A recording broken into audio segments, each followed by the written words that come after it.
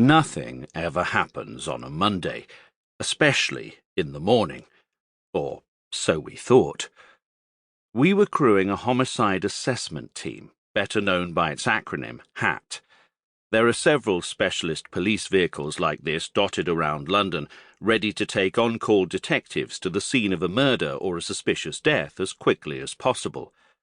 London is covered 24 hours a day and 365 days a year by 4 of Scotland Yard's murder investigation teams, MITs, each ready to respond at a moment's notice.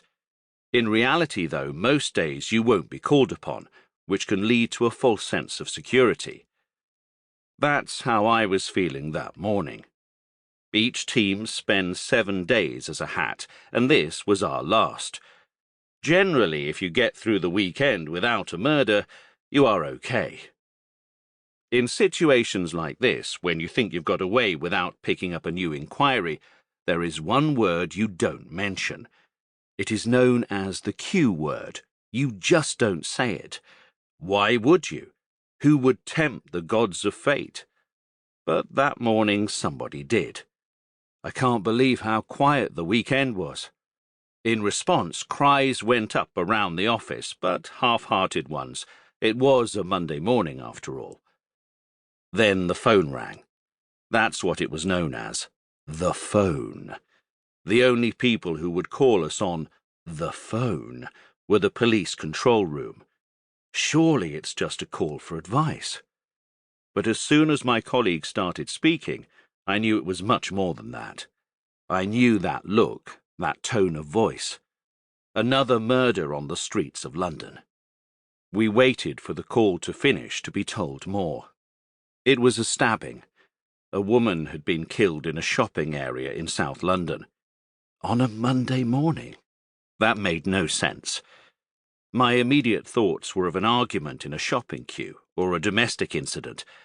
At that stage, we had no idea it was something far more unusual and extremely tragic.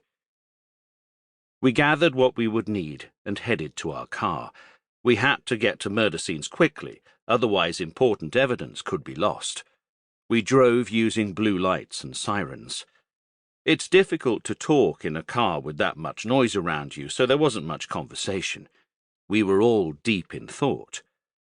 I couldn't say what my colleagues were thinking, but I always used these journeys to focus my mind on what was to come. I've been to dozens of crime scenes, but I still now experience the same buzz that I did the very first time. I always knew that if the feeling went, it was time to move units. There are steps that all murder investigators go through at scenes, and I was rehearsing those in my head. As the senior officer, most decisions would fall to me. I learned the hard way that those decisions would be pored over by lawyers who would have months to second-guess the decisions I had to make on the spot. Some of the most uncomfortable moments in my career were standing in the witness box at the Old Bailey, having my decisions scrutinized. That's why I needed that buzz. The moment I started to relax and take the job for granted was the moment mistakes would start to creep in. Each crime scene was different from the last. Sometimes we would walk into scenes of absolute chaos, at other times complete calm. That feeling of going into the unknown created adrenaline. As we pulled up to the crime scene, we were met by a familiar sight. Blue lights, uniformed officers, crime scene tape. This was an area I knew well, and at this time on a Monday morning it would usually be a hive of activity. Not this morning. Other than a few officers, the streets were eerily quiet. No cars, no people. We sought out the officer best placed to tell us what happened, which would either be one of those first on scene or the person in charge. In this instance, it was a uniformed inspector who had arrived soon after the first officers. This was important as, to make the best decisions, you needed the best information. He pointed across the road to where I could see a body. There was also blood, lots of blood. He told us the lady had been killed by someone using a large knife. He then pointed to the other side of the road, where I could see a woman in handcuffs standing with uniformed officers.